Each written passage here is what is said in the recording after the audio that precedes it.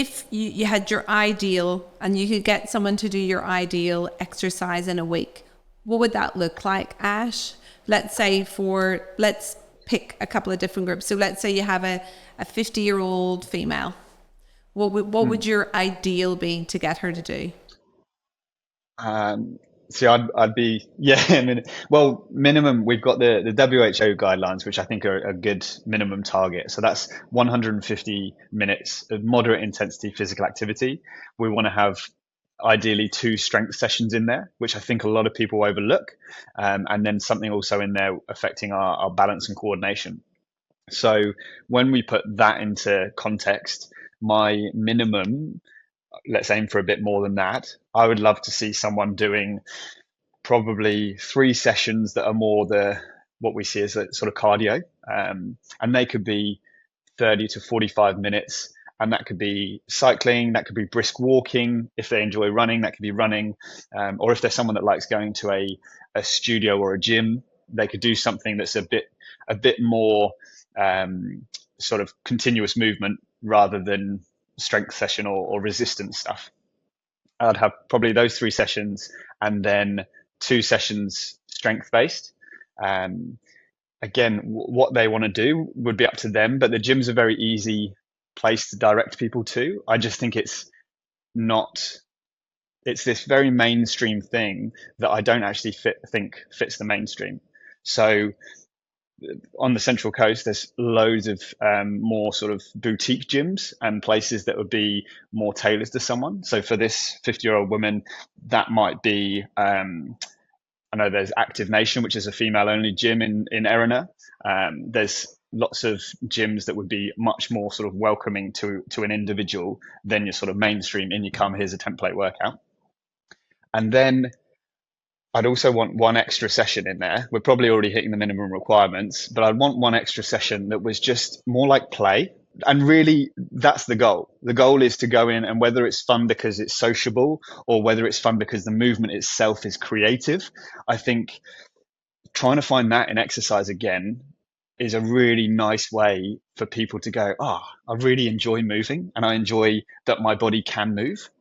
I get that from doing CrossFit and doing silly things in a CrossFit gym, but I know that there's acrobatic things, there's dance classes, or even if it's a walking group where you just really enjoy the people you're out with, walking and talking, then I think having at least one session a week where you're there not because you're trying to get your heart rate up or you're trying to work certain muscles, you're there because you can enjoy it. Yeah, absolutely. And Pilates seems to be massively popular as well, Yeah. like huge on the Central Coast. Yes. Yeah. And I kept on telling myself I'd include it more. I'm yet to find a place down here in Wagga, but it's so good for you. And I think the way that you learn more sort of control of your body through movements. Again, it's really easy to go into a gym and know that I'm supposed to do a bicep curl or I'm supposed to do something, and you sort of throw your body around. Whereas it's very humbling doing Pilates and then just, even just doing a leg raise out to the back and going, "Oh, I'm finding this quite challenging actually," and reducing weights or not having any weight at all. Yeah, absolutely. And the other people who often ask me how much they can exercise are pregnant women. Is there like any rules around how much exercise you're meant to do then? Yeah, so there's a lot of myths and misinformation around exercise and pregnancy, which is a real shame because it's a real crucial time where I think a lot of women's health can deteriorate because they think I'm not supposed to exercise now. When in actual fact, the guidelines are very much that if you're an active person beforehand, then you can continue exercising until far later in the pregnancy, at which point really the advice tends to be that listen to your body at that stage. If you're getting pain that's more than a sort of 4 out of 10, reduce the intensity, and it's only later in the pregnancy that you're told to sort of taper down. But at that point, I think most women are feeling, whether it's fatigue or aches and pains, that self-limit the exercise. So I think going into pregnancy thinking I can't do anything right away is a real shame, because suddenly women are going to decondition, and even things like gestational diabetes are going to be more prevalent because exercise helps our sugar control.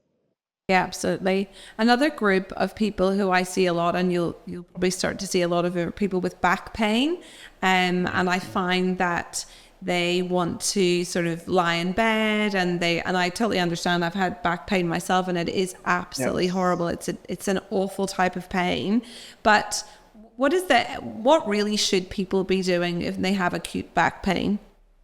Yeah, I love the way that you've talked about that, because I can tell that you're not an old school doctor that uses what I call the R word, because most people have spoken to an old school doctor that told them to rest.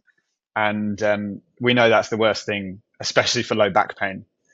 And like I say, I get it. I've had bouts of back pain where you feel like all you want to do is lie down and sleep until it goes away.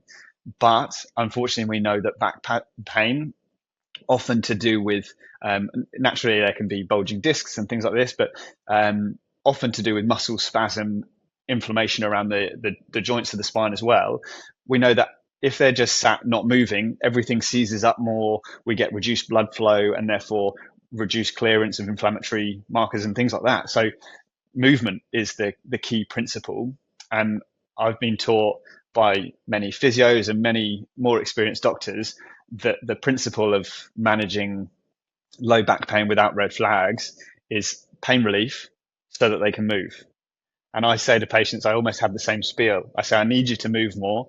I'm not expecting you to go run a marathon, but I want you to be walking around regularly. I want you to be gently active so that this improves gradually and we'll get through the acute bout of back pain. And then we can start assessing what the factors are that are causing it, whether there's certain movements that are triggering it, or whether there are certain injuries that are predisposing it. But for that beginning bit, we don't rest. Yeah, I agree 100%. I think my nightmare when people tell me they've been in bed for 3 days with Yeah, their yeah, back, and I'm like, oh no, this is an yeah, absolute nightmare. It just made the whole yes. thing worse. In terms of chronic pain or people with chronic conditions, so one of the groups that I see quite a lot are people with chronic lung disease, and they're one of the groups I'd love to exercise a bit more, but I Mm, also understand they're very fearful. When they have a chest infection, they know what that feeling is like to not feel yeah. like they can get enough air, and they're pretty scared of exercising. But there's good evidence again for them to be in a Mm. exercise program, isn't there?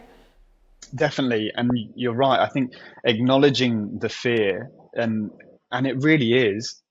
I mean, I don't know if you've been in a situation. I've in years past had panic attacks, and you have this shortness of breath, and with that comes this genuine sense of like impending doom.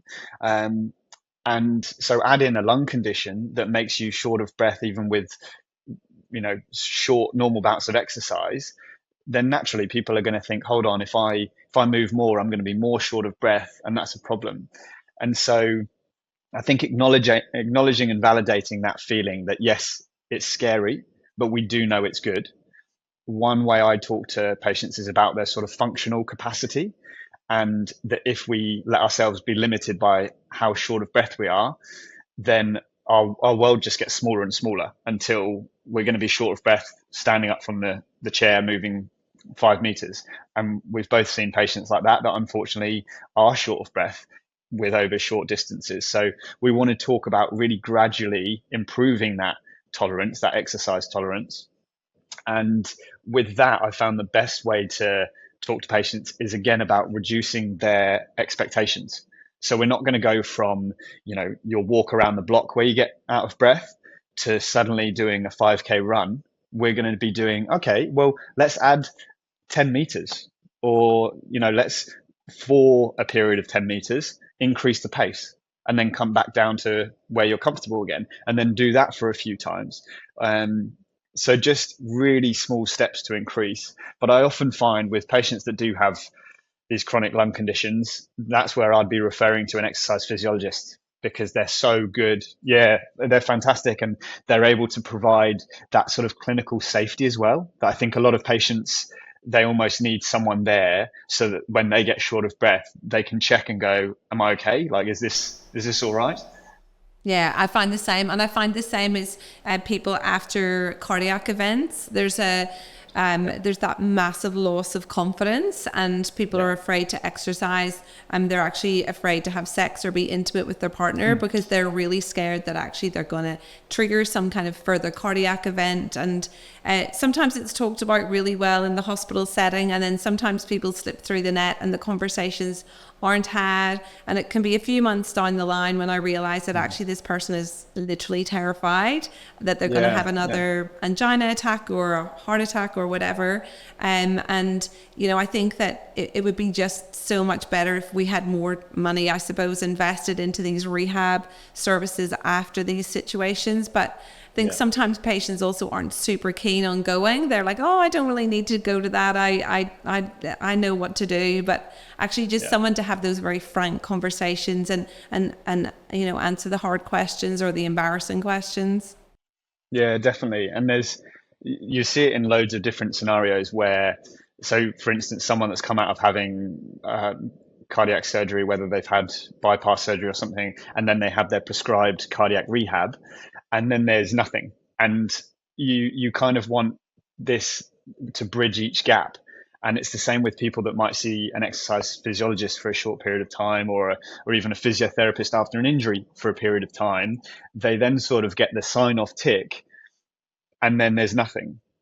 And lots of people are, oh, I'm fine, I don't need that. And you're like, well, you may not need that, but you're back to here now, and we want you to be a bit higher up. So, and that's where it's really difficult. And even with sort of the non-comorbid population, people with no health conditions at all, there's not much for them. I find myself recommending exercise physiologists for far more people than they probably have capacity for, because between them and nothing, we've got a whole array of personal trainers, some of who are fantastic, but some unfortunately don't sort of understand how individualized it needs to be. When I started this podcast back in December 23, I knew that I was lucky enough to have amazing conversations with various health professionals across all facets of medicine and allied health. And I knew that you would probably really enjoy being a fly on the wall to hear what we talked about. And that's how the podcast was born.